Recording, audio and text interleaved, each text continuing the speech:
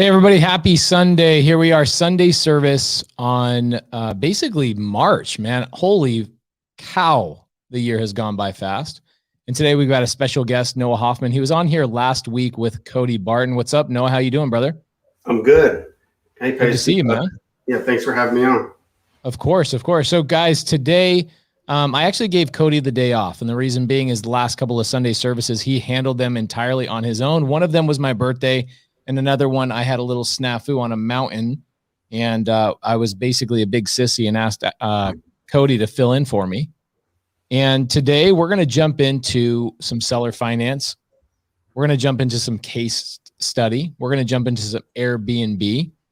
I think one of the things people really, really need in this business are real life stories, start to finish, A to Z.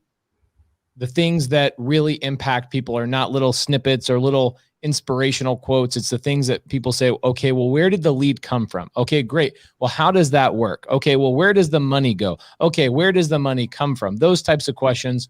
That is what Sunday service is all about. So today on Sunday service, I brought on Noah Hoffman. Noah, I believe you live in Oakland area. Where do you live? El Cerrito, just north of Berkeley, across the bridge from San Francisco. Cool. So let me tell you guys how I met Noah and why he's important to this show. Noah is a sub-2 student. So last year, when I launched my sub-2 mentorship, by the way, guys, let me thank you all for coming. We've got over 100 people already tuning in. Typically, we get between 400 and 5 people watching this live. So please do me a favor, like, share, comment. We're going to get into some questions. And the main reason why Noah is on here today is because I want to let you guys know how I changed my mind on one of my exit strategies the day I met Noah. In my sub-2 mentorship, I launched it back in May, June of last year. It went crazy because I believe we just absolutely over-deliver in that mentorship, and it just gone crazy. It still is going crazy. We have over 100 people apply a day, and we only have about 5 people that we let in per day. So, very, very popular mentorship. But I decided during COVID, I said, I got to get out. I got to get out and start meeting my students face to face. So my wife, my kids, and myself went on a road trip, and we were taking our Airstream. And about 2 months into our road trip, we run into San Francisco area.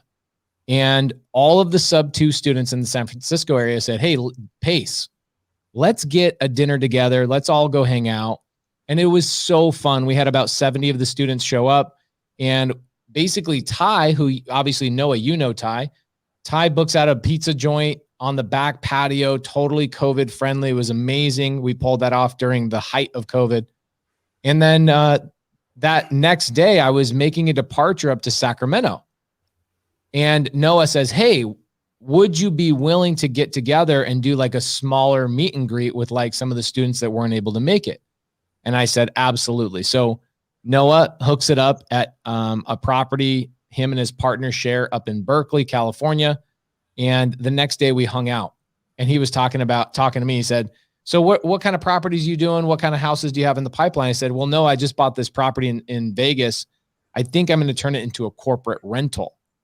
And he goes, well, why would you turn that into a corporate rental? Why don't you turn it into an Airbnb? I go, well, because I don't really have somebody that would manage an Airbnb for me outside of the state. I also don't think I can do an Airbnb in this HOA. And Noah says, dude, let me look into it. So literally I've met Noah. I've known Noah in less than 24 hours at this time. The dude books a flight. Okay. He books a flight from Berkeley. Well, obviously San Francisco, flies out from San Francisco out to Vegas, sets up this Airbnb. He goes, actually, you never called me, bro, which is one of the most impressive things about you. It is amazing. We've been doing business together now for a year, Noah, and you and I have probably spoken way less than you've spoken to my bookkeeper. That's for sure. Right. So Noah handles his business. I am so impressed by this guy. Basically what he does is he flies in, he gets the utility set up in his company name. He gets the HOA set up. He's all like, gets the furniture at discounts. He goes around and he orders the furniture, gets it all set up at the house, and then boom, gets my Airbnbs filled up. Dude, you have crushed it for me. I am so impressed by you. That one Airbnb, the first one that you did for me a year ago, that thing nets me about $1,500 a month, which is amazing. Amazing. And I'm not joking. I'm not exaggerating. I probably have spent less than 10 hours in the entire last year even thinking about it. And I have not even spent 30 minutes even dealing with it whatsoever. So I thank you for being a professional. I thank you for being absolutely amazing. And guys, that's why I have Noah on here today, because Noah is actually setting up another Airbnb for me coming up in the next probably 30 to 45 days, a property that we just closed escrow on Tuesday. And so we wanted to deep dive into it today. We wanted to talk about, what does it take to get these deals? How do we structure them? What do the documents look like? And then really I wanted to have Noah on here because he's the Airbnb guy, right? He's the one guy that made me change my mind on Airbnb. So Noah, why don't we give the audience a pause on my voice for a minute? Tell everybody, how did you get into Airbnb? Did you learn it from a mentor? Have you been doing it for 20 years? Have you been doing it for 2 years? What's the story there? And what's your overall philosophy? And when I say philosophy, what's your goal for the next 5 years with your Airbnb business? Is it solely managing other people's stuff, or are you building out your own Airbnbs as well? Oh, yeah. Thanks. Thanks, Pace. So I started 8 years ago. My uncle flew in to town for my sister's wedding. He says, my daughter bought me and paid for an Airbnb. And I was like, what's that? I looked it up. I found out I had a friend, an older friend who owns rental properties in Berkeley. And he had a vacant unit. Airbnb was fresh in my mind. I said, hey, let me manage this unit. Let's set it up. Let me manage it for you. He said, okay. We furnished it. We put it online. Guests started coming and they just never stopped coming. So my big secret is Airbnb is the ultimate marketing machine. Like, they keep the guests coming. I don't have to do that part. It's like Airbnb is a brand name like Holiday Inn or Hilton. And when you list your property on Airbnb, it's like it's another room in their company. I started managing 5 units for him, and in other people, it was all word of mouth. I eventually went up to, now I'm up about 30 units. I own 7 doors. I started buying properties. That was my big thing. That's how I ran into you. So I think grit and drive is a big part. It was just over a year ago. I decided I wanted to, because I was getting my properties conventional loans, very difficult. I started hitting brick walls. I wanted to learn it. I heard about wholesaling. I took a 3-hour drive for one meetup in Fresno. I met Stratton. Through Stratton Brown, I met you in sub 2. Through you, I met Ty, who you mentioned earlier, Ty LG, who's been really helping me with my ground game with wholesaling right here in the Bay. So that's how we've been putting it together. So now there's 3 models. There's management. I manage for other owners, ownership, and arbitrage. Arbitrage is when I rent a property from someone else and put it on Airbnb. So I do all 3 models, but I kind of decided to back out of arbitrage. I didn't want to invest too much into other people's properties. So I'm interested in managing and ownership. And the new one is JV. I'm JVing with some of your students who I've met here in sub 2. Some of our students, bro. Come on. It's our community. You know that. Our students. Yeah. Our brothers. Our brothers, including Rudy Barrera. Love Rudy. Gerald Rojas. And now Raphael Roman. They bring deals. We JV. Is Raphael's in Florida, right? He's in New Jersey, but he came to the Bay Area. He's visiting here. He's probably watching. He's in San Francisco right now, but he's in New Jersey. Mm-hmm. I just saw him last week for the mastermind. Good to see Chuck Billy and a bunch of other people that came out for the mastermind last week. It was epic. So I've never quite understood arbitrage. And the reason being is I think I look at arbitrage. Let's talk about that for anybody who doesn't know what arbitrage means. It means basically I'm going to take somebody else's house, rent it from them. I'm not going to buy it. Maybe I have an option to buy it or something along those lines. But all I'm doing is literally taking it, renting it for, let's say, $1,500. And then I turn around and I Airbnb it for $3,600. And after management and utilities and all the things, I might make $1,000, which is great. You know, $1,000 without actually having to buy the property is amazing. But, you know, Noah, if you look at the deals that you're managing for me, you're going to be managing Whispering Grove. You've got the one in Dallas you guys are currently working on. You've got the one in Glendale for me. You've got Sonnet. And then we've got the one in Atlanta that the tenant should be moving out in March. So all of those properties I bought with no credit, right? Obviously, that's why creative finance is so powerful. I look at that model as the model, but the people that don't quite understand creative finance, I could see how arbitrage would be attractive. But once you understand creative finance, it's kind of hard to justify buying furniture and setting up utilities and all this kind of stuff on a property you don't own, right? Right.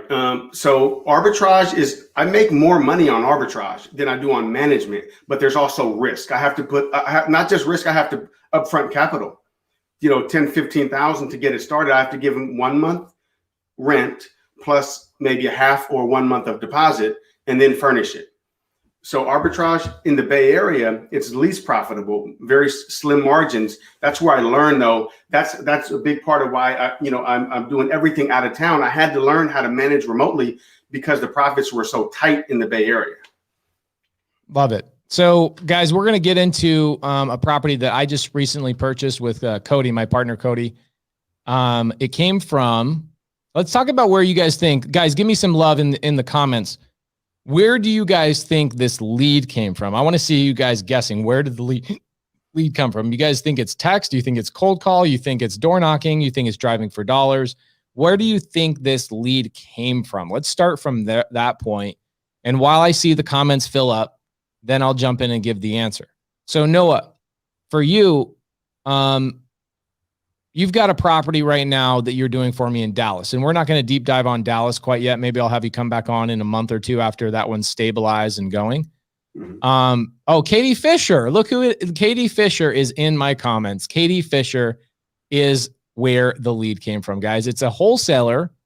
Okay. Katie, well, she originally started out as a wholesaler, and she's in my local market, and we were helping Katie convert her dead leads or her leads that were really challenging. We partnered with her on a couple of fix and flips, and we showed her the ropes on some of those things. And man alive, Katie and Jack absolutely take massive action. And so through lists that we gave Katie and all the effort that she had put in, Katie ran into this lady named June. And this lady named June, I don't know how many properties I'll buy, collectively from her. I think I think the goal is 50 properties from June this year, but it came from a wholesaler. Katie was a wholesaler before she learned creative finance from me. And she's like, hey, I don't know what to do with these leads. And I'm like, I'm a buyer.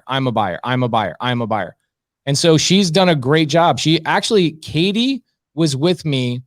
The first appointment Katie ever went to with me creatively, I closed the lady at 0% seller finance. The lady originally wanted 8% seller finance, $20,000 down. And we got her at 0% interest with $10,000 down, and the $10,000 was given to her over the course of a year rather than upfront. Okay, so it came from Katie cold calling. Katie's a great cold caller, very consistent. She then calls me and she goes, hey, I've got this seller that wants basically full retail. Hey, there's Raphael right there in the comments, by the way. And that's essentially where that lead came from. It came from a wholesaler that knew I was a creative finance buyer, said, hey, can you help me with this? And now I've bought, I think we're on we have 7 total in the pipeline right now. And we're going to basically gobble up the rest of hers between Katie and myself. Katie, I don't know how many rentals she has now, but I think Katie, since she's met me, I think Katie's bought 5 rentals in the last 10 to 12 months or something like that. All creative finance, 100% creative finance. So, let's get into the property in Dallas real quick. So the property in Dallas I bought from Zach Shelley, another wholesaler who learned creative finance, brought the deal to me. I bought the deal from him. So what's your process on this property in Dallas right now? I closed escrow on it maybe 2 weeks ago. You then came up with some dollar amount and you send it to my bookkeeper and you go, hey, I need this much money for what? What's your process and what are you going through right now? So I look at every room in the property. Well, I start with the number of bedrooms, bathrooms, all the rooms, the size, so we get, so if the room can fit a king, a lot of people like kings. So we just look at the size of the room. We look at the layout, a bed, headboard, 2 nightstands, 2 lamps, art on the walls. We just go bedroom to bedroom, living room. We see, so at the Dallas house, for example, there's a bonus room right next to the king bedroom. By the way, Zach Shelley has been amazing working with me. I basically hired him to help me set the unit up. So Isn't that funny, dude? So Zach Shelley, trying to get wholesale deals done, joins the mentorship. This was an interesting thing. So Zach Shelley joins the mentorship, and he, like, in his first couple of weeks, he's like, dude, I've got this seller that will sell to me on seller finance. What do I do? So I help him kind of walk through it, but the training and all the other students were helping him out and all that kind of stuff. But his seller goes to him and says, hey, I don't really think you have a lot of credibility. You sound kind of new to this business. Zach calls me up. He goes, dude, what do I do? And I go, what do you need? I'll give you a whole credibility email. So I go through this whole credibility email and I tell the seller, hey, here's all the businesses I own. Here's all the houses I own. Here's all the proof that you need. And yes, Zach Shelley's my partner. Zach Shelley ends up getting the house under contract and then boom, sells the deal to me, right? So Zach gets his first creative finance deal done. Amazing. Then what's even better for me is that Noah, my Airbnb guy, goes to Zach and goes, hey, nobody knows the house better than you. Why don't you help me set it up remotely so that Noah doesn't have to fly out to Dallas right away? Or I don't even know if you will on this property. You think you even will? I will, because I want to cut the ribbon, and I want to make, one of my biggest parts is I want to make tutorial videos. And that's the biggest part, that when I'm rushing, I don't have time to do. I want to make sure it's really done. Everything's working, every appliance, the hot tub has to heat up properly, everything. We make tutorial videos for the guests, inspection videos for the house cleaners, and for our third-party inspectors. We want to make these videos and give it the splash. So I want to make sure it's all buttoned up, and I will go out in the next 10 days. I'm going to go out and wrap up. Love that, bro. I appreciate that a lot. I think that's, I know that you have a training course now. Your training course, like, where can you put in the comments? Can you type in the comments or no? I can. While you type in the comments, I'm going to throw up this property in Dallas that we're talking about so everybody can see it. So guys, check this out. This is the property that we're talking about in Dallas. Pretty cool. $500,000 property. I think that, what do we buy it for? I think we bought it for like $450, something like that. Top of the market. Oh my gosh. Top of the market, guys. I'm so afraid. The reality is this seller gave us, I believe, 2% seller finance. Dude, this is not what the house looks like either. These are really, really old photos, like this faux paint and all this crap in here. This is not what the house looks like. It looks a lot better, but it's got a theater room. It's got a dope pool right on the back of a golf course. I mean, this is a really, really good Airbnb. Check that out. Right on the back of a golf course, guys. So anyway, Noah, you're setting this property up. I'm not sure. Did the seller leave like the pool table and all that kind of stuff or no? He did. He left the pool table. Hell yeah. Check that out, dude. That's amazing. So seller, I bought this house on seller finance. I've got I think I either have a 15-year balloon or a 20-year balloon on this deal, but it's a big ass house in a wonderful area, right back into a golf course. So what Noah's saying is he'll go out there because he doesn't have boots on the ground that he trusts quite yet, that will essentially go through the house, set up videos, upload those for the guest. So if a guest says, hey, the Wi-Fi isn't working, or hey, I don't know how to turn on the hot tub, or hey, the such and such isn't working, or the oven, blah, blah, blah, blah, blah. Anything that's tricky, weird, or the guest would really, really need.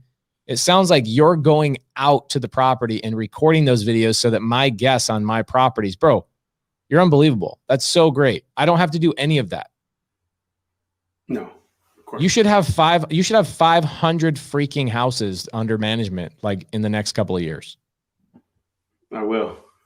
I know you will, dude. I know you will. You're my guy. You've changed my mind on Airbnb. You single-handedly changed my mind on Airbnb, and I appreciate that. So there's Ty right there. Ty LG, got Raphael. Good to see you guys all in here. So let's jump into that process. So you fly out, you're uploading those tutorials. Where are you uploading those to actually to Airbnb? Well, so I make private YouTube links, private YouTube videos, and I'll put those in our welcome email and in our house manual on Airbnb. Easy. Super easy. So are you doing anything like, hey, here's some local hikes? Is there some local restaurants? You doing anything like that? Yeah, so I will put some stuff in there. I do.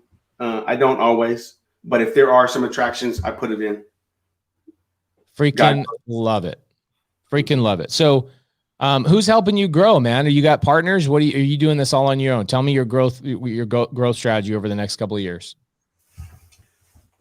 So right now I have one full-time assistant, and I'm looking to turn that into 2 and 3. Right now I'm just figuring out the parts, who to give what job to. So my growth strategy, I want to build my ownership. I want to build, actually, another big part of this, as you know, is the pipeline. So we're actually building an incredible door knock team in the Bay Area and all of California. And we're looking for 7 more door knockers. So that's a big part. It's all connected. You know, we have to keep the pipeline coming. And all, you know, my future is JVs, management, and not arbitrage unless we get a private money piece to come in for that setup. So tell me that on the JV stuff, you've got a lot of sub 2 students. I see the guys talking about it in the Facebook group. I see people, you know, tooting your horn, which is amazing.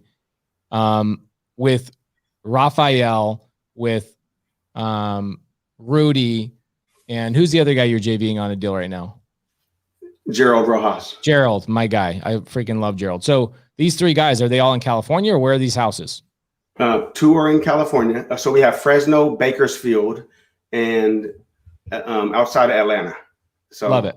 Yeah. So Noah, what I would love to do is let's jump into Sonnet, right? We've gone 23 minutes on this. I think everybody knows who you are. They understand why you're badass. They understand why I appreciate working with you. You do things other people aren't willing to do, which is an amazing business strategy. Let's jump into, you just sent me an email, right? You sent me an email not too long ago where you said, hey, Kamahai, good to see you, bro. So you sent me an email where you said, hey, I'm not sure if Pace wants to go through this or not, but you sent me a report on this property, Sonnet, that we're about to go into the closing documents and the notes and all that kind of stuff, show you guys exactly what this property looks like. What is that report and why should I care about it? Because I actually didn't look at it. So the report, it tells you stuff about Glendale in case you're interested. For example, Glendale is averaging in Airbnb revenue $800,000 to $1 million a month in Glendale. So it tells you that there's 112 4-bedroom units in Glendale. Okay. You know, it tells you that. I'm going to pull it up right now so you can kind of go through it for me. So this is the property. You've got it up on the screen. Everybody, hopefully you can see this just perfectly fine. If you guys need me to zoom in on any of this stuff, let me know. So what am I looking at? Walk me through it. So I filtered for 4 bedrooms. You see on the left, it says number of bedrooms 4, yep. 110 active listings, median listed price $245. So I'm not looking at those prices. I'm just looking at the number of units. I will look at price stuff. So those are the 4-bedroom units in Glendale. Got it. Okay. The red colors are the higher nightly average prices. The blue is the lower. So you know, there's stuff like 90. This is where our house is, like right here, right in this little pocket, which is an awesome pocket. Is it good for me to have a lot of Airbnbs or not a lot of Airbnbs?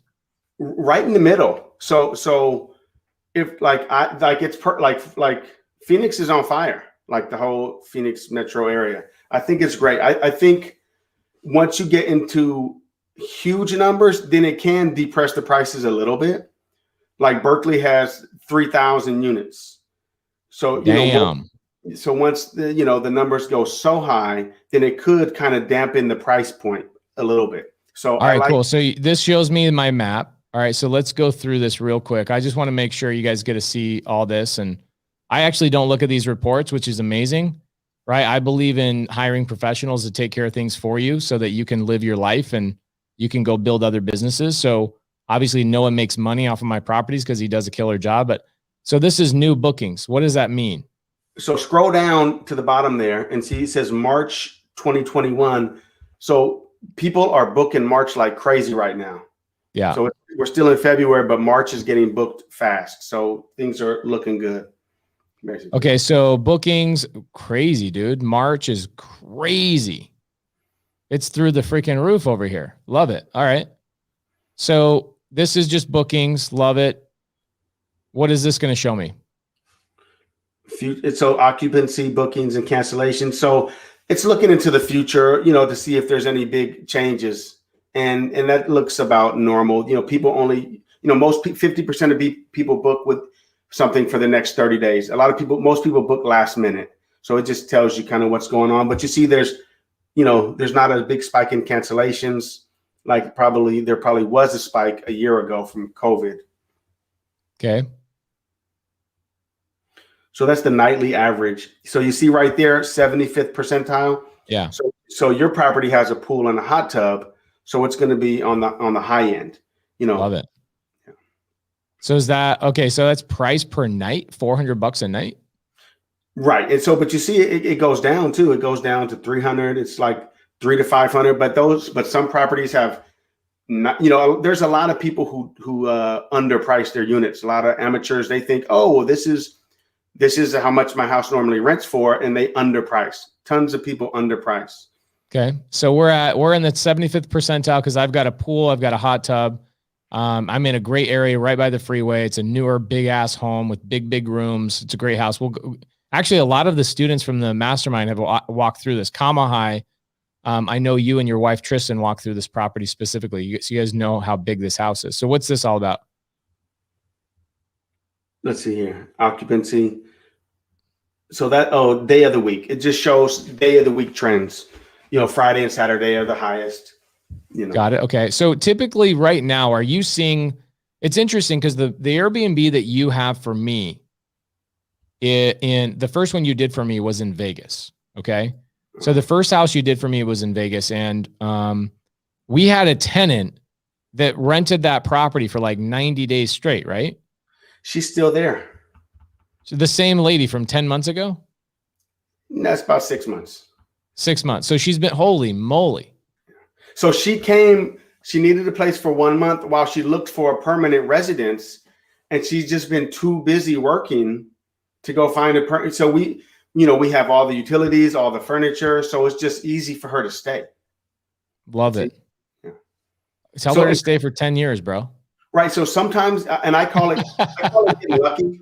I call it getting lucky, but honestly, getting lucky is when preparation meets opportunity. But the day me and Jose from NorCal, we were wrapping up the Las Vegas house, we were flying back. I was like on the plane uploading photos, listing the property. She booked it before I left town. She checked in the same night we finished.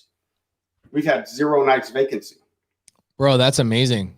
That's really, really good. Yeah, that property, that one nets me. And I thought that was going to be a really low cash flowing property at first. And it's been a really, really good property. It's netting me about $1,500 to $1,600 a month, which is great. Have we raised her rent or anything like that since that, or no? No. So she came in at paying she paid $4,100 for the first 28 days. She negotiated, because when we have vacancies and turnovers, we lose a little bit of money.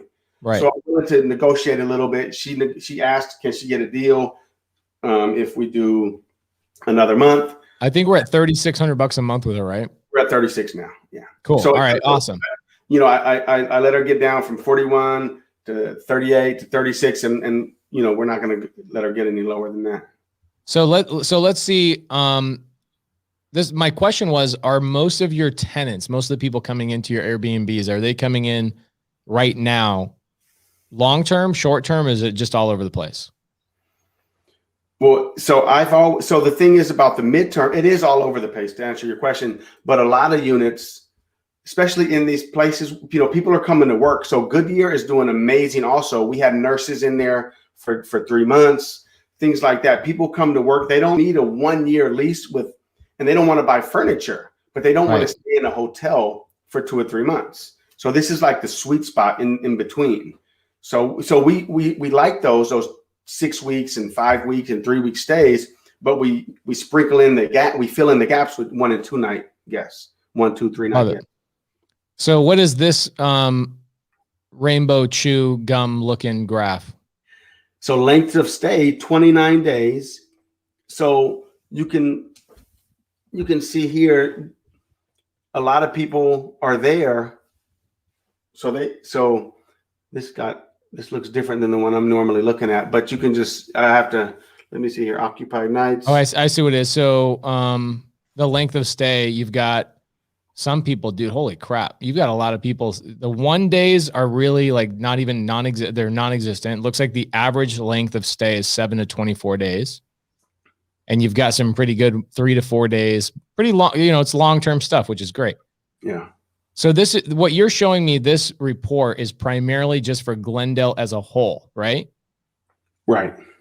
Okay, cool. So 4 bedroom, but I did put in, so some of it is tailored for 4 bedroom units. Got it. Okay, cool. So this is just amenities. I'm sure you guys are going to make sure all that stuff is good. So cleaning fees, whatever. I don't care about that. Strict cancellation policy. Let's talk about that for a second. Only strict. I do strict only. You can have it strict or moderate or flexible, but I only do strict. I've always only done strict because people might block your calendar and then all of a sudden change their mind. So are you doing one with Kamahai in Hawaii too? Yes. So and they are awesome. So Dude, I love Kamahai and Tristan. Right. So they reached out to me and we that place is listed and we already have the end of March and April booked already. And they're doing a light rehab right now and it'll open. They'll be done on March 14th and people will be checking in on the evening of March 14th. Interesting. So you haven't even finished the renovation. You guys are already marketing this property. Yeah, it's in March and April are booked already. Couple of gangsters. I love it. Are we going to do that on Sonnet? Are we going to try and do that on Sonnet? Or is it going to be too hard? Well, the thing is, they already had interior photos of that unit. Yeah, ours looks like crap right now. So we could, but we honestly don't need to because, and the thing is, the difference between Price Labs and AirDNA, Price Labs will give us like up to the day data. So we were looking at fluctuations, like you saw how you saw March was up already for Glendale. Same thing. They were worried a little bit about Hawaii, because of COVID and such. And so we looked at it, and it looked like people were already bookings were going up in Hawaii. So that gave us some reassurance. So do you have any idea on this particular property of mine on Sonnet? Do you have any particular idea of where you think we're going to be? In terms of monthly or nightly stay price? So it's just like, what do you think our monthly gross income would be? Gross income on Sonnet? Yeah, let's just take a wild stab in the dark. It's obviously you don't know yet, but let's just take a wild stab in the dark. 6 to 8K. Okay. So let's say $7,000. Okay, and I know that we're going to have some months you're probably going to be at 6, and then there's crazy months here in our part of the year, like especially right now, Phoenix Open, you've got car shows, you've got every golfer on the planet wanting to come here, but let's just say we average out $7,000 a month. Okay, so I'm going to break this down for you guys so you guys understand how this deal makes sense. Okay, so at $7,000, I know, Noah, you give me a really good price on this. But what would be your average management fee? 15%. So 15%. So that would be, what would that be? 15% of $7,500. That should be $1,050. Yeah. That's off the top of my head. So Noah, you would take $1,050 off this deal as a management fee. That's monthly, right? Mm-hmm. Okay, cool. And you're taking that money because you're receiving it first. I don't receive this money and then send it to you. You literally manage all of that, correct? Right. Cool. So let's go through that process. You put the property up there. We're going to take out $1,050, and that's for Noah and his team. What's the name of your guys' company, Noah? It's Precision Management Services is my LLC, but now I'm Airbnb Launchpad. Love that. Airbnb Launchpad. Okay, so you're that's my management fee to you. I'm lower than that because you give me a good price because I have multiple houses with you. But let's say I'm at 1,050. Okay, my payment to the seller, and we're going to jump into this, guys, in a little bit. My payment to the seller is $1,800. Okay, on this property. I then take a 10% amount of money on an Airbnb. So I put $700 a month to the side for let's just call it maintenance, right? Vacancy, repairs. Let's just call it repairs, because there's going to be some time where Noah comes to me and goes, dude, we got to spend $5,000 on something, right? And I'm going to have to come out with a little pocket of money, or a roof leak, or this or that. We haven't had any catastrophes on any of these properties, Noah. Do you guys handle that as well? Do you guys jump in? You guys call contractors? You guys deal with that, or am I doing that? Yeah, no, you could literally throw your phone away, you know. Guys, how dope is that? Give this guy some freaking love in the comments. That's insane. Insane. Thank you. Thank you, dude. It makes my life so easy. And I talked about this with so many people in the mastermind recently, just finding the people that will allow you to go and build other businesses. So you don't have to turn around and look at what you created yesterday. You just know that money comes in every single month. Right. So, what's funny is just the Airbnbs that you're managing for me, between the Atlanta deal, the Vegas deal, the Dallas deal, the couple of Arizona deals, those properties, most people could just retire on those 5 houses alone. Insane. That was done in a year. Not even a year. How long have I known you? Since July? No, probably. Let's see. I lived throughout. I met you in August last year. We launched Vegas in August.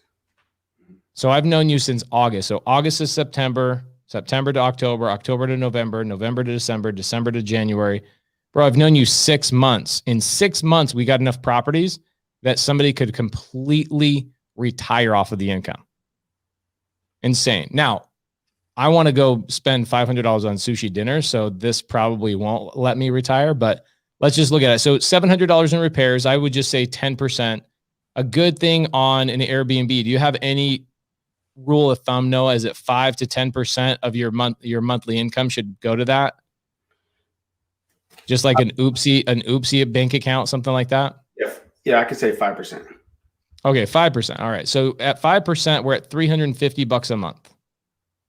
Okay, then you take the utilities out for me. You pay them, all that kind of stuff, so I don't have to mess with it, which is amazing. So I'm going to put the utilities in here. I know it's Arizona. It's a big property. I'm going to put $600 a month in my utilities. It's a big house. And in summertime, dude, our AC bills get crazy. Okay. For anybody that doesn't, what do you guys think I'm missing here? What am I missing? Wi-Fi and landscaping. Okay. So let's put another $300 of miscellaneous in there. Does that fit? Is that okay? Perfect. Or should I put $500? No, I was going to say 100. Yeah, 100 for Wi-Fi, maybe 150 for landscaping. We have a pool too, so I'll put $400 in there for just miscellaneous stuff. Yeah. Okay. What else am I missing, guys? It's a seller finance deal. So what am I missing? Interest, property taxes. There you go. There you go. So insurance and property taxes. So I know my insurance on this property is $90 a month. And I know my property taxes in Arizona, we have really reasonable property taxes. I would say I'm probably $280 to $350. So let's just go on the high end, and I'll even do it at $400. Okay, so let's say $400 between insurance and property taxes.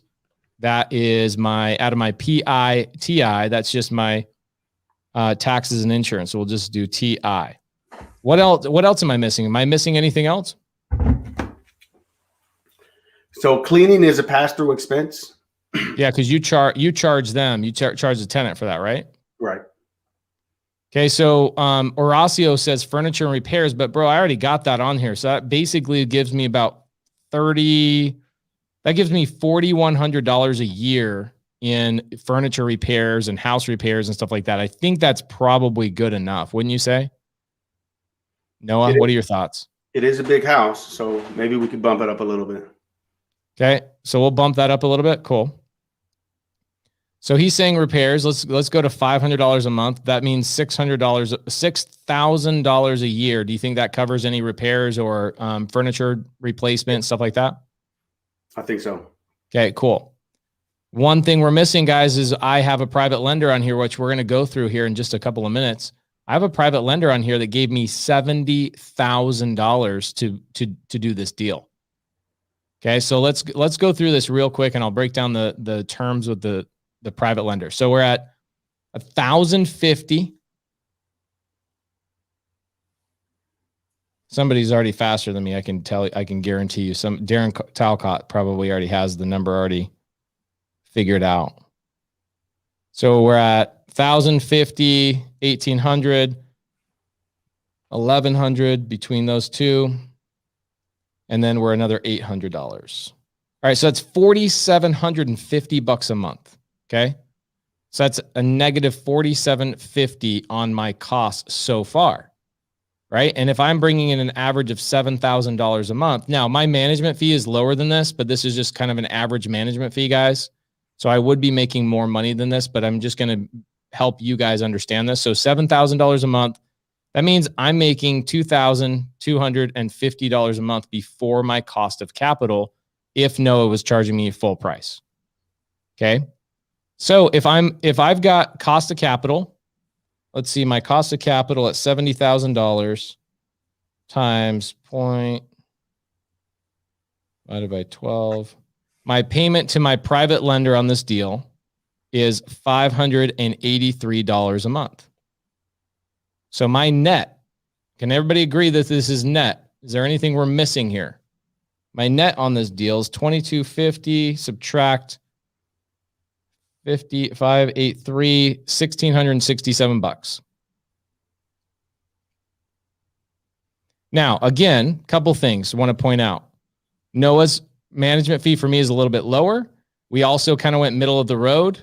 The number when we originally underwrote the deal based on other Airbnbs I saw was an average of $8,000 a month based on how nice this house is. I'm going to go conservative on this case study so that you guys can just say, hey, we're not going to the moon here. And it's also freaking blazing hot, especially with all the Californians coming here and they can't find housing. So they're all just booking out the Airbnbs, right? Like that deal in Glendale that lady has. Why are they staying so long, Noah? Are they just traveling nurses or what's the story there? You mean in Goodyear? The first Goodyear, one? Yeah. So there were nurses. They left. Another nice family came. So it's, if I could screen share, I could show you the calendar. Like people. Yeah, like screen share. Can you? Nurses left. Another nice group moved in. Screen share and I'll Okay. I'll go back to my breakdown here in a minute. We'll break down the documents and all that kind of stuff. If you can pull up the stuff, let me know when you're ready because I want to do a little more of this. Okay. Okay. So guys, let me know when you've got your thing popped up, Noah. All right, guys. So if I wasn't getting a great deal from Noah and I go really conservative on my monthly income on this property, I have a net of $1,667 per month. How many of these do you need to completely not have to work again? Think about this. Think about that. That's crazy. And 600. It's not going to be 600 every month in utilities either. No, it's not. That's high summers, right? Right. So Airbnb next. So a couple of good questions in here. So Kimberly says, yes, Horacio, great question. So Horacio says Horacio must have just tuned in, my bro. We went through this, which is not a problem, but let's go through it one more time. How does Noah charge his $1,000 fee? He's charging a fee based on 15% of the gross rents. So if we bring in $8,000, there will be months where we bring in $9,000 on this property. Because think about it, there's months.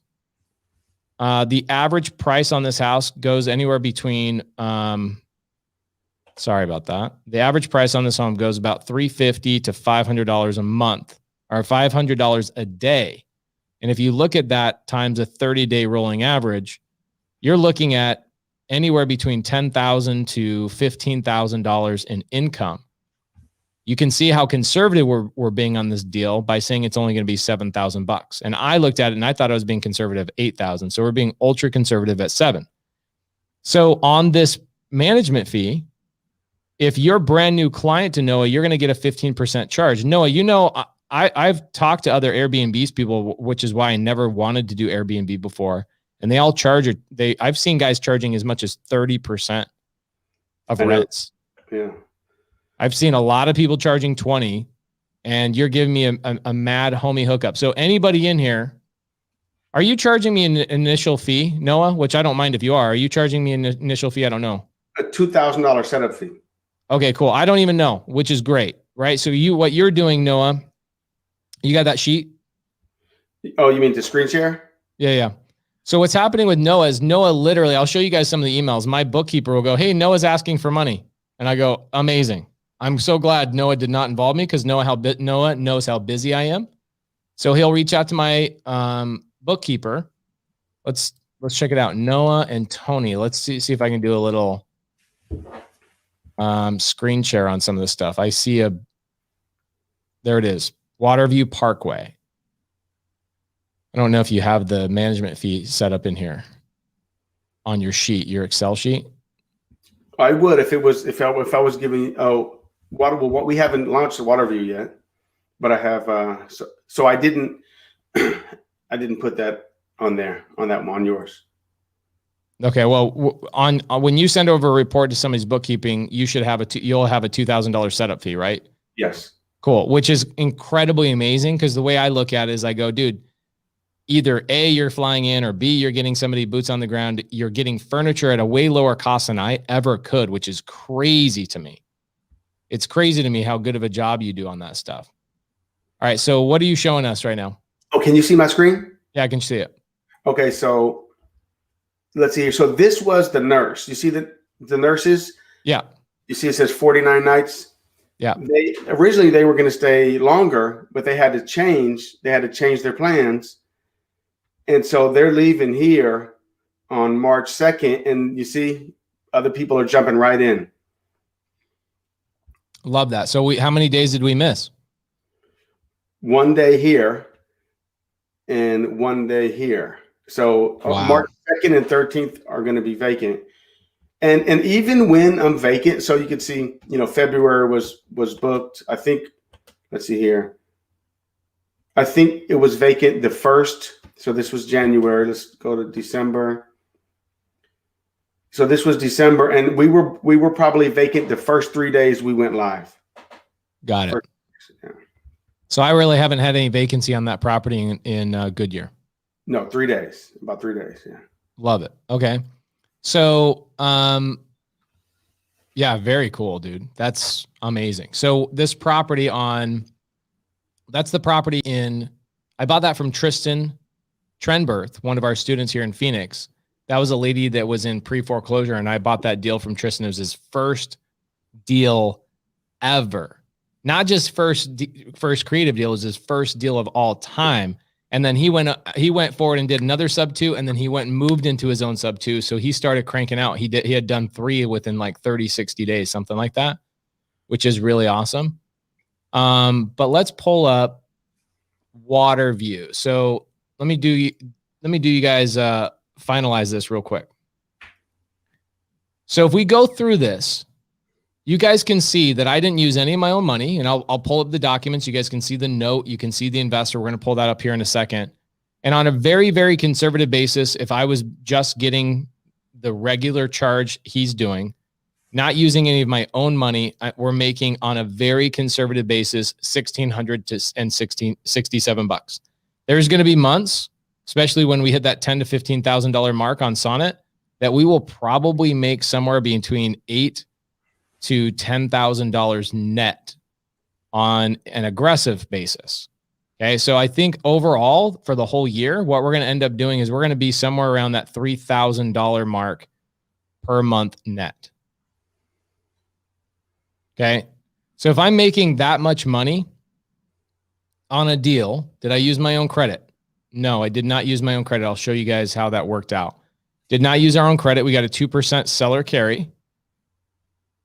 Guys, I'm going to show you the purchase contract as well, but think about this. This is a $497,000 home.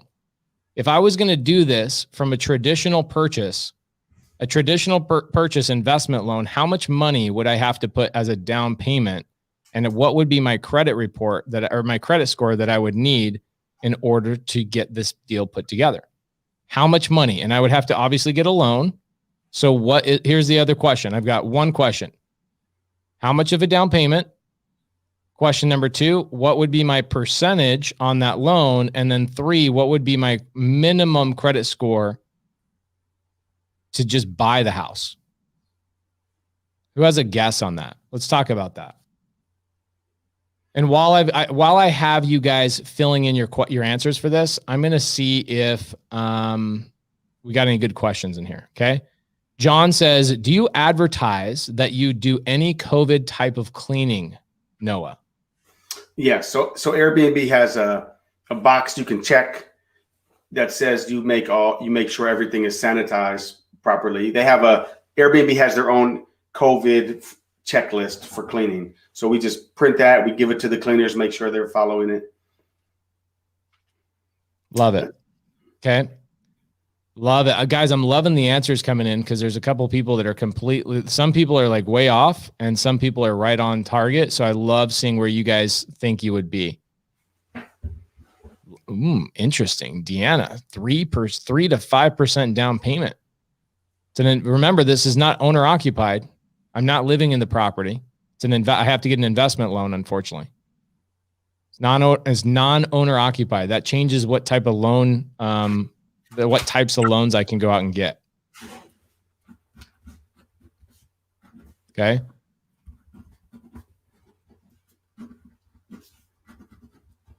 Ooh, love it. All right, cool. So let's jump into it. I'll show you guys exactly what, I was a loan officer for a couple of years on a property just like this. I would end up having to put a down payment on this. And this is what most people in the BRRRR strategy do, is when you get an investment loan, you end up being about 65% loan to value on an investment loan right now, up to the max I've seen is 71%. And whenever anybody tells you, oh, I can get an 80% loan to value, send them my way and have them prove that to me. They're so full of crap. And I almost want to pull up an email I sent somebody a couple months ago. Let's see. I wrote BRRRR sucks in the email. But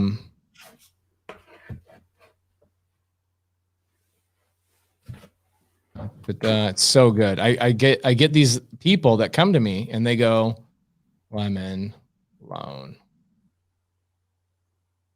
Oh, this is so good. I feel bad, but it's very true. It gets really frustrating that you work with people and they come back and they say stuff to you like, oh, sorry, I know we told you originally that the loan was going to be 75% LTV. Oh, this is so good.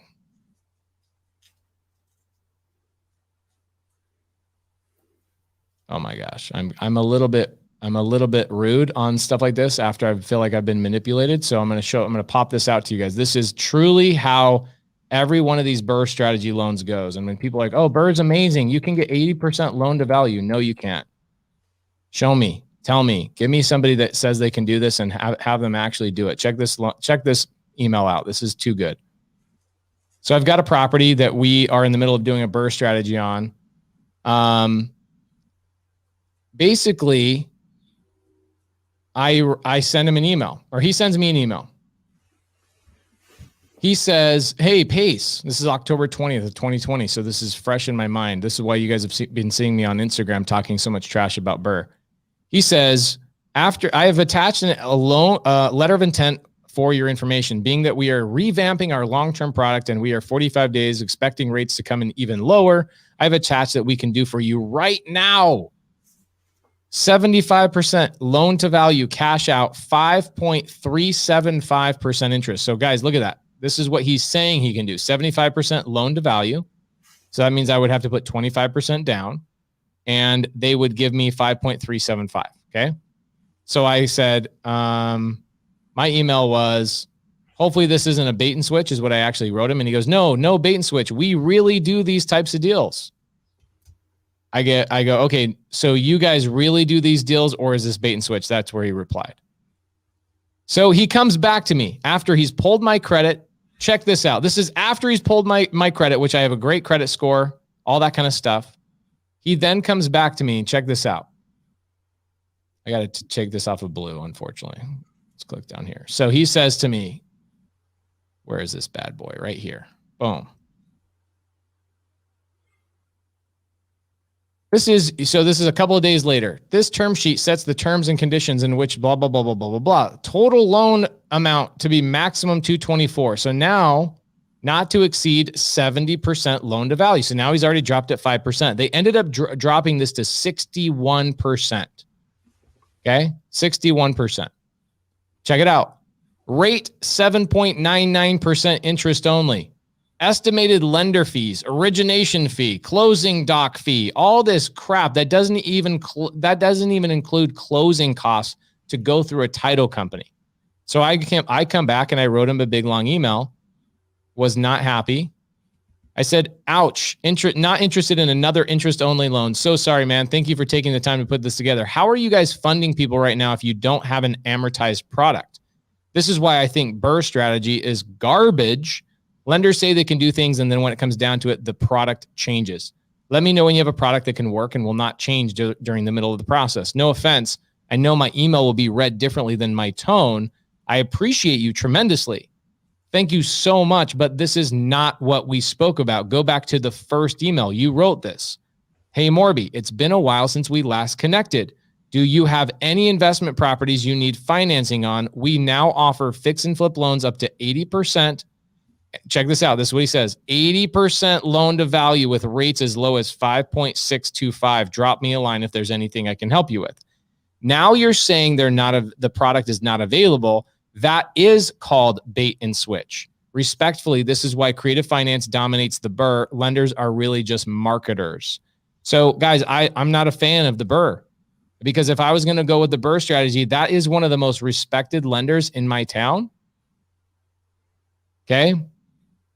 Bro, why would I put a loan in my personal name? Why would I buy a property in my personal name? On hell? I don't buy properties in my personal name. That's if you get in a lawsuit, good luck, man. I know I don't buy properties in my personal name. So if I go through and I'm using the BRRRR strategy on this deal, I'm going to say that I'm going to put in probably close to 30% down.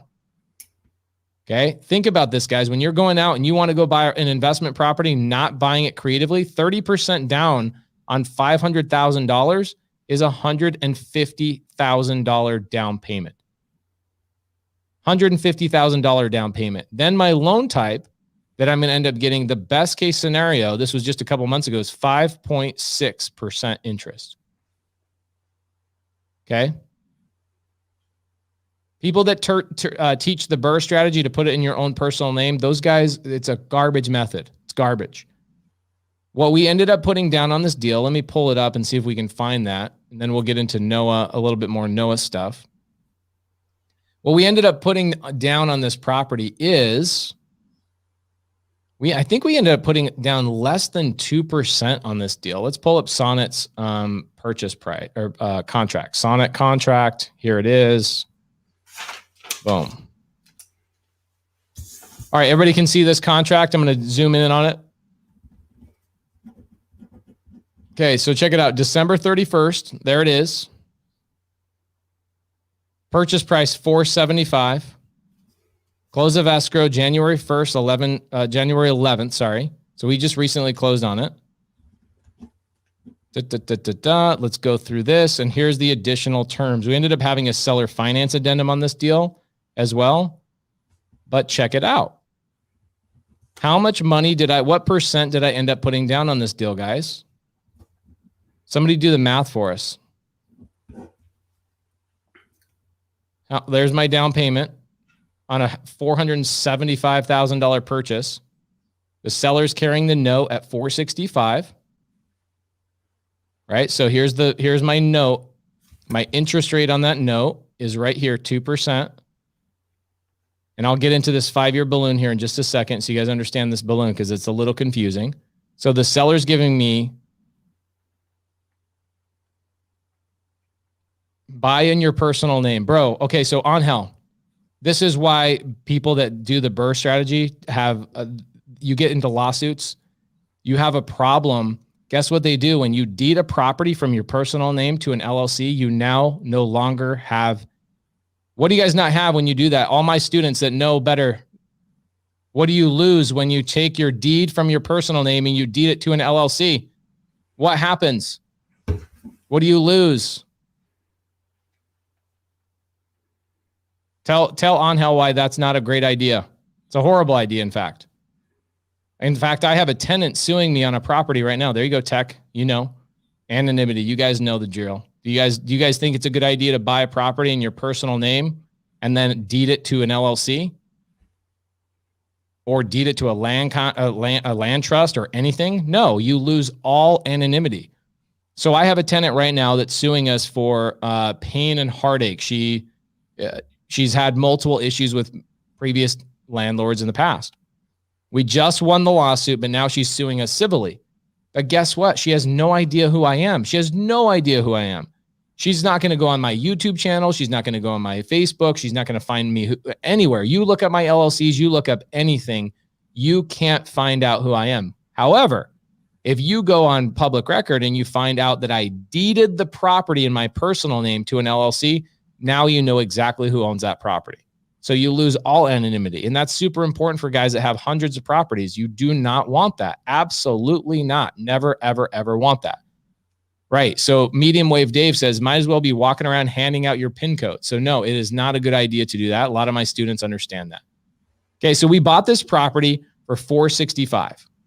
Okay. Payments to the seller are $1,719 per month, 2% interest. And we put down $10,000 down. So Sal Barrera, thank you, bro. We ended up putting 2.15% down. Amazing. Amazing, amazing, amazing. Now, check this out. 5-year balloon with the option to extend as long as it is in good standings. What that means is the seller says to us, hey, I've been burned before. I've sold my properties to some of my tenants in the past. No. Why would Gabriel, tell me, why would I put them in a trust? A lot of people ask that question. Tell me, why would I put that in a trust? What would be doing a land trust help me? Sounds like I like Ron LeGrand, but it sounds like a Ron LeGrand strategy. Tell me why a land trust would help me in this situation. So on this property, 5-year balloon, guys, what does this mean? With an option to extend. What that means is the seller says, look, I've been burned on these properties where I get these guys that buy properties from me on seller finance, and then they're late all the time, and I'm having to chase them and hunt them down for the payment.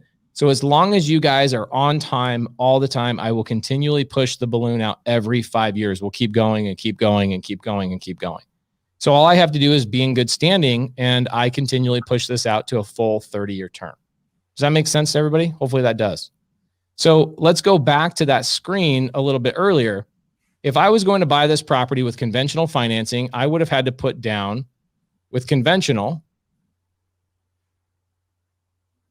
I would have had to put, let's say, $100,000 down. I would have had to plus my closing costs.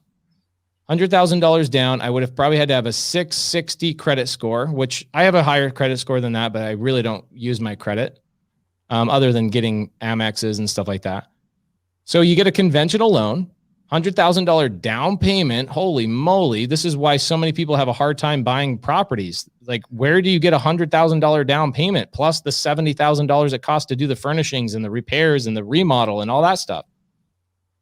So then the down payment goes $100,000. And guess what? My average interest rate is 5.65% on a investment loan. Does this sound like a great idea?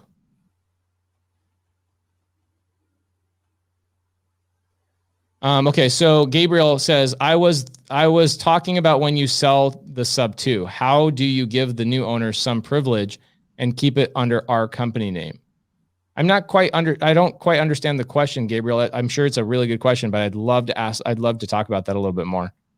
I was talking about when you sell the sub two, how do you give the new owners some privilege and keep it under our company name? I'm not quite will you retype out that question, please? So this is a horrible strategy. This is a horrible way of going. This is why so many people have a hard time building a big portfolio. So we buy it creatively and we put $10,000 down plus closing costs. We then have to have, who cares what our credit score is? Nobody checked my credit. Nobody checked my bank balance. Nobody checked my proof of funds. Nobody checked any of that stuff. And then my interest rate is 2%. Which way would you guys rather go? Conventional or creative? Not even half of the interest rate. So Victoria says, what if they want the full balloon at 10-year or 15-year mark? Well, my agreement actually goes through by it defaults. Yeah, so Victoria, great question. What if they want the full balloon at 10 or 15 years? Well, I'm paying my payments on time. They cannot call the balloon due at all. They can't call it due, okay? So let's jump into it. Let's jump into the closing documents, and we'll kind of show you guys the closing docs on this deal. Let's see, Jennifer from Title Alliance sent me all the docs the other day. So here they are. Boom. Okay, final settlement statement. So let's go through the final settlement statement. When was the last time you guys saw a full settlement statement? Let's see here. All right, so we closed escrow on this property. Let's find out. Who has not seen a settlement statement before in their life? I kind of get sick of these, but and they usually don't get sent to me. So settlement date means we closed on the 22nd. So that was about 6 days ago. We sold the property, and look at this loan amount. Check this guys out. We got the property, and we have a loan from a gentleman named Karen Smith. Okay. Second position, Karen Smith for $70,000. So the seller sold the house to me for $475,000, and I got a private investor that came in and gave me $70,000. Here's what's cool.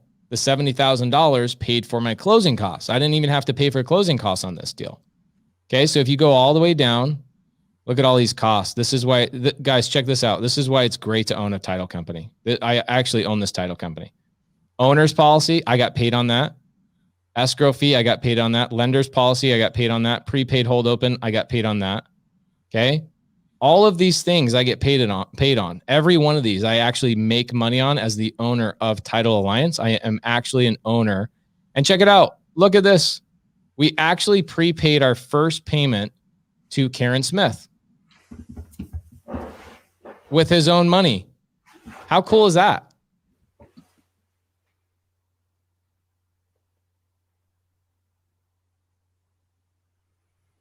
Yes. The $70,000, the title company knows that covers closing costs, and the $70,000 covers all this stuff, Kelly, every single part of these costs. Okay. So we pay 6 months reserve for Westar servicing right there. 6 months reserves for taxes. We do all of that stuff 100%. And check it out. Guess what's left over for me? So I get a check at the end of close of escrow for $50,559. What do I use that $50,559 for? Set up the Airbnb. Set up the Airbnb and renovate the property. So Gabriel says that maybe this is a better question. When we sell a sub two to an owner and don't want to register their name in the CAD, I don't know what CAD is. Does anybody know what CAD is? For proof of ownership. But we still basically own the home if they fault on any payments. What is correct procedures? I don't quite understand, Gabriel. I'm very sorry. So check it out. My private lender, do you guys see how my private lender, the $20,000, roughly $20,000, $19,441 of their money paid for all my closing costs, paid my $10,000 to the seller. Because check it out. The seller ends up actually getting a check for $9,500 because there was things on the seller side. The seller had to pay for the notary. Seller had to pay for lien payoff fee, and the seller had to pay for back property taxes on the house. So the seller only actually got $9,500, but my lender paid that, right? So out of all that money, the lender paid that. Out of the $19,441, they paid all of that. And then bada bing, bada boom, I get a deposit in my bank account at my LLC for $50,559.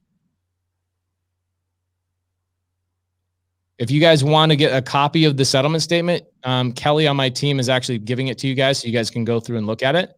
So www.pacemorby.com/settlement. You guys can get a copy of the settlement statement there. You can actually, I think she's giving you a copy of all the, she's giving you a copy of all the closing documents. Okay. So I then take that $50,000. So Noah, what do you think this is going to cost from an Airbnb standpoint, setting it all up? We gave about $11,500 estimate on the Airbnb. How much? About $11,500. Wow, that's great.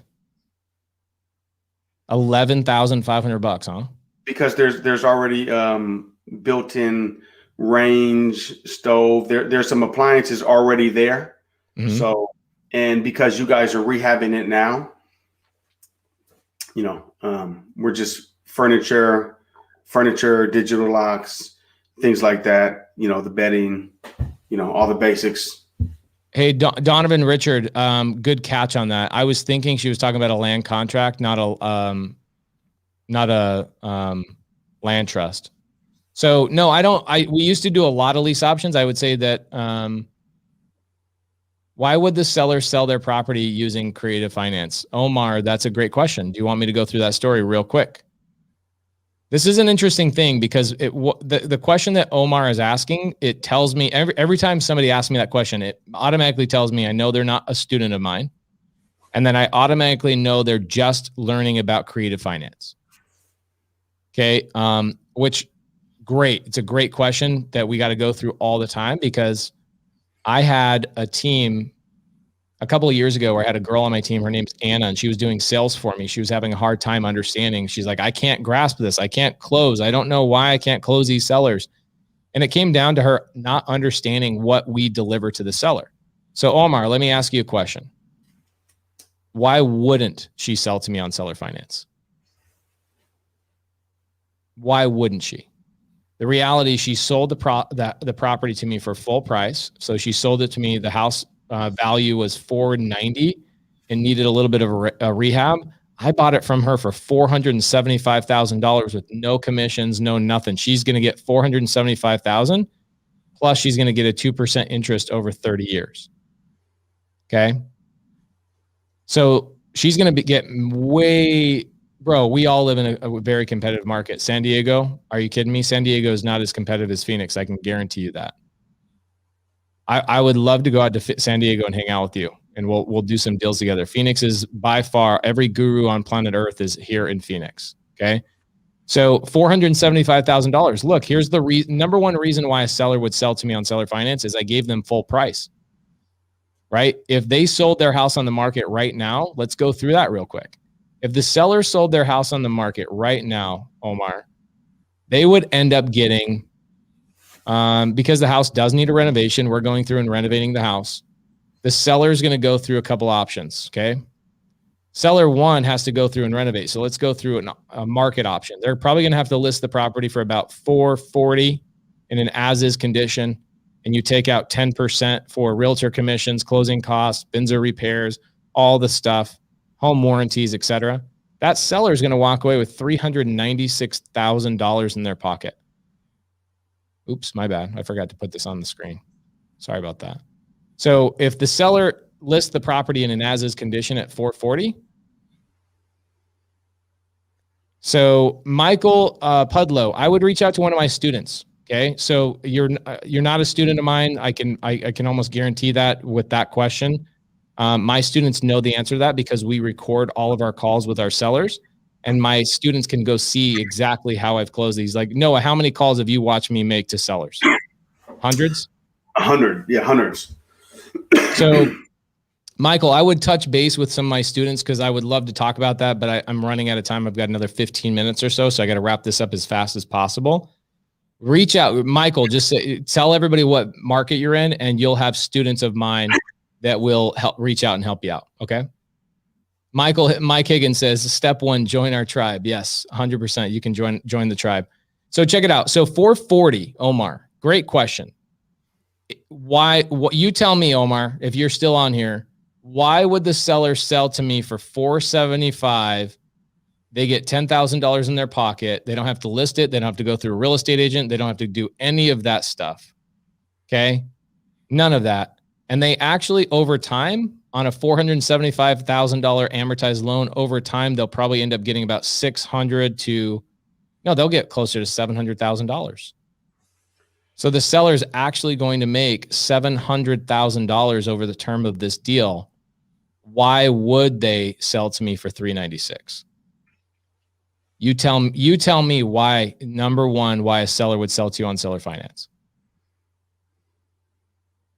It's always number one, money.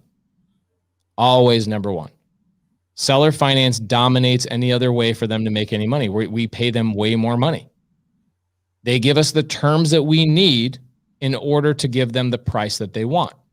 And because of that, I can turn around and make $2,000, $3,000, $4,000 cash flow on this one deal without any of my credit, without any credentials whatsoever. Nobody checked my bank account. Nobody checked any of that stuff. And I was able to work with a wholesaler who brought this deal to me. I didn't even have to pay for marketing. Okay, so that's reason number one. Okay, reason number one. That's Omar. That's reason number one. It's more money. Okay, sellers want more money. Omar, I'm going to guess you're a real estate agent. Are you a real estate agent? Okay, reason number two. Why are they selling to me on seller finance? Because they have pain. Let's go through their pain. Their biggest pain, a lot of my students know this because we've told this story on other properties I've bought from June through Katie Fisher. June has a son. That son and June, they own, I don't know what they currently own now. They probably own another 60 houses or so. June does not trust her son to manage those 60 houses. Okay, she doesn't trust her son to manage those 60 houses. So essentially when she dies, so she's 91 years old. When she dies, she's going to leave these 60 houses to her son who doesn't know how to manage them. So she looks at this and she has this bright idea, right? Her bright idea is basically like, oh my gosh, like a light bulb. I've got this great idea. What if I sell all my houses on seller finance and all 60 of those houses actually bring in $120,000 in income to my son and he doesn't have to manage anything? Do you see the solution that we're providing to her, Omar? So here's the challenge. Do you think if she's worried about her son managing this, so somebody might ask, they go, well, why wouldn't she just sell all the properties for cash today? Well, because here's another reason. I'm going to give you the third reason, Omar. Let's go through this real quick. Hopefully does that help you understand that story of June's specific situation? And when you guys hear us gurus and all these guys talking about find the pain, find the pain, find the pain, that's what we're talking about. We found the pain. She doesn't want her son to have to manage that. So number one, seller gets way more money. So if that's not a good enough reason, we'll jump into number two. Okay, way more money on a seller finance situation. Number two, we found her pain, and that's a really huge reason by itself. If the money wasn't even the option, she wasn't making any more money, she still would have sold to us because of the pain. The third reason is she actually avoids a lot of the taxes because she sells to us over 30 years. She doesn't have to pay the taxes in year one. Okay. The fourth reason is because if she sells and gives all her cash, let's say she pays a massive amount of taxes on that, she then gives her son a lump sum of cash. How fast do you think he will burn through that money? Her son will burn through that money like nothing else. Does this give everybody a good, clear indication of why a seller sells to you on seller finance? Does that help everybody understand that? Leo, Leo, I think you're on YouTube. So, you got to understand we're in two YouTube channels. We're in 3 Facebook groups. We have 350 people watching live. So guys, thank you so much. 350 people watching live is awesome. Really, really appreciate you guys. Thank you. Thank you. Thank you so much. Okay. So we're kind of running out of time. I want to go through the other documents, if you guys don't mind. Does that give everybody clear understanding of why a seller sells to you on seller finance? My question now with everybody, when somebody says, hey, why would somebody sell to you on seller finance? My question is, why wouldn't they? Why wouldn't they? Yeah, Rick, BYNY is a sub-2 student. He's down in Miami. He's an amazing guy. You should connect with him. Everybody, if you're a sub-2 student in here, guys, we've got 350 people watching live. Please throw up the sub-2 fingers and let everybody know who you are and what market you're in so they know who to reach out to when they want some help. They want to JV with you guys. Okay? And if you guys are looking to sign up, you guys want to know more about my mentorship, I rarely ever talk about it. I think we're sold out in like 41 states, something along those lines. But if you guys want to take a look at it, I will give you the link for it and you guys can get on a phone call with my team. But what I would do is I would link in with my students. They'll help you out. Okay, so there's a link to my mentorship. You guys want to take a look at that. sub2.com/start. Pretty simple. Okay, tons of students in here watching live. All right, so let's jump into. Sorry, no, I'm ending up talking a ton, and I had some really good questions here. I had to kind of jump off topic. So hold on a second. Let me jump on here, and let's go into the other closing docs. Okay, so check it out. We've got title docs to the buyer. That's for me. Recorded second deed of trust. You guys want to go through the second deed of trust, what it looks like when a private lender gives me money? Let's go through that. So check it out. This is recorded with the county. So if anybody ever invests money with me, you guys will see how this works. This is a deed of trust, second deed of trust and assignment of rents. So you guys will see that Affordable Homes AZ, which is one of my LLCs that we own, Affordable Homes AZ bought the property, and Title Alliance of Phoenix, herein called the trustee, whose mailing address is blah, blah, blah. Karen Smith is my private lender. Here it is. There's his address. There's his information. I'm sure Karen won't mind you sharing this information. If you guys reach out to Karen trying to get some private money, be my guest. You got to have some credibility, I'm sure, to get some private lenders some money. So basically, this goes through and this talks about how much money do I owe him? How much money do I owe Karen Smith? And how much and this money is tied to which property? It's tied to the property that I borrowed the money for, right? So he has a deed of trust, which is secured against the property, $70,000. Okay, it goes through, talks about all of our agreement back and forth. It goes on and on and on and on. Look at this document. And then boom, notarized. And then where does this go? This actually gets recorded with the county, Maricopa County, where this property is owned. Now, if you go and look up this property and you pull up public record, you'll be able to see that Karen, my private lender, has that recorded second deed of trust in that position protecting him. Let's look at the note. All right, cool. So here's the note with the seller. Check it out. So this, you guys can see this right here. The seller I gave her $10,000 down, so I still owe her right here $465,000. Beautiful thing is, let's look at my interest rate. My interest rate is right here, 2%, right? And let's look at we have a separate document. I'm not sure if it's on here. We have a separate document talking about the balloon. There we go. Check it out. At the end of the note term, the borrower, who's the borrower? I'm the borrower. She's the lender. The borrower has, this is where you guys put all the additional notes and agreements into your notes, is that a lot of people don't see this because this is above and beyond the purchase contract.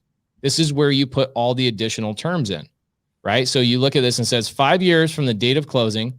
At the end of the note term, the borrower has the option to extend the full term of 30-year amortization. Okay, so do I really have a balloon? It's not really. I really don't have a balloon. Okay, I really don't have a balloon.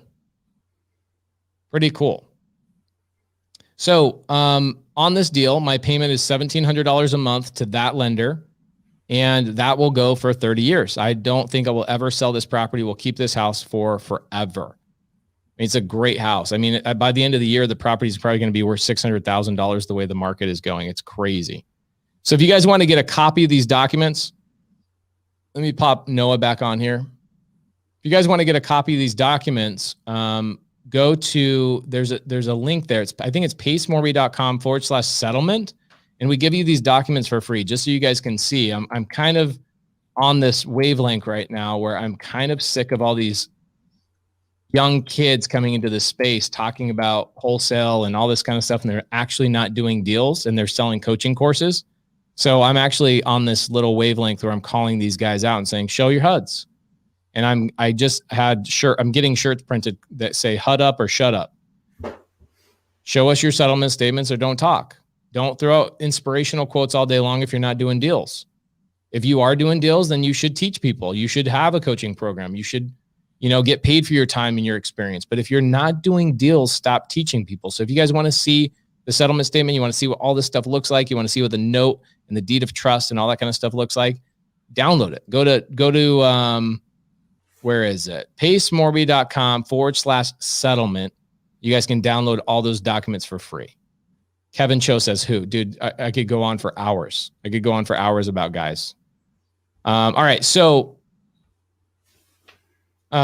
Noah, what's the process on Sonnet? How much time will it take to get up and going? Because my thought is, especially if you come out here, my thought is what we do is we do a part 2 where you come back out here and we do a breakdown of what it costs, what you bought, all that kind of stuff. Maybe you can add that as supplemental info to your coaching program, because let's put your link up here one more time. Do you mind putting your link up on the screen? Type it in there one more time. Oh, there it is. AirBnB Use code sub2 for, holy crap, 50% off. That's insane. You sure you want to give them 50% off, dude? I do. And by the way, if you sign up by midnight, you get an extra a 1 hour one-on-one consultation. If you sign up by midnight. Love it, dude. A 1 hour consultation. 1 hour consultation included. In addition to the 8-week coaching course. And by the way, that is a way to make more money, because if you can Airbnb, and especially if you're new, you can save that 10%, 15%, 20% fee, whatever you would pay a manager. You save that fee by managing it yourself. If you're new, you can do it yourself. Amazing. I don't think I would ever want to manage anything myself, to be honest, but I do love that. I freaking love that. So Horacio asked a really good question. You said, is the deed of trust available as well? Horacio, bro, you've been following me for quite a while. Why are you not squatting up with my sub-2 students? I got sub-2 students making $100,000 to $200,000 a month just JVing with people. Just JVing with people, dude. Why are you not JVing with other people? Yes, the deed of trust is there, man. Download it, please. It's for you. Okay. Jess Williams, I have a question about bankruptcy and sub-2. I can bring in my bankruptcy attorney next week if you want. We can talk about that next week. But today, Sunday service is an hour and a half long, so we got to wrap this up.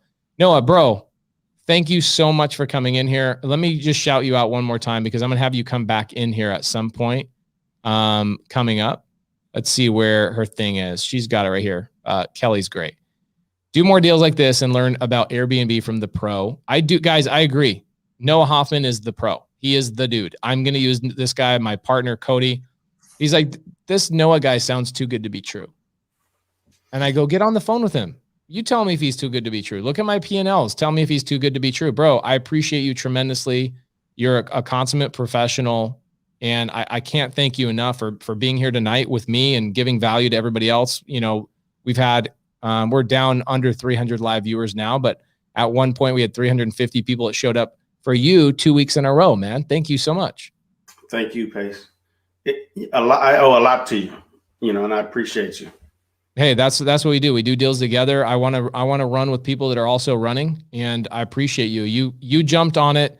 You showed me how much you were willing to earn my business. And guys, I can tell you there's very few people that I will vouch for. Noah Hoffman's one of those guys that I will vouch for. All right. So guys, thank you so much for Sunday service. Give me a couple ideas as we wrap up. What do you guys want to talk about next week? I've got like 5 topics I want to talk about, but I want to see what the audience wants to talk about. Jess Williams says, is there a number you can give me that I can call? Auction is in a few days. Yes, Jess Williams, what I would do is I would email my transaction coordinator at constantclose.com. I would go to constantclose.com, or okay, Kelly wants to give you our team's phone number. You guys can Jess, text my team 480-819-9295, and my team can help you out. I don't know what area it is.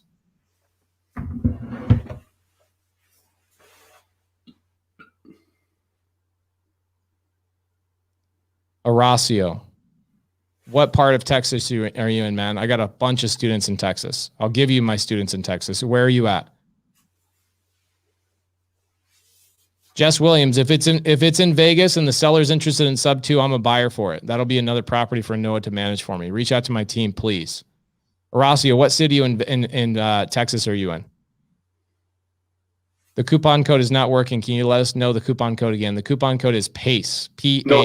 Sub 2.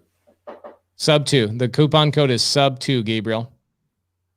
Or I think it's Gabrielle. I'm sorry if I've been saying it incorrectly. You guys want to talk about other exit strategies next week? We want to deep dive on exit strategies. Let's talk. I'll go through exit strategies with you. We could go through a whole bunch of dope ass exit strategies. You guys tell me what you want. Let's go through it real quick. We could go through, we deep dove on sub 2 a couple weeks ago. Okay.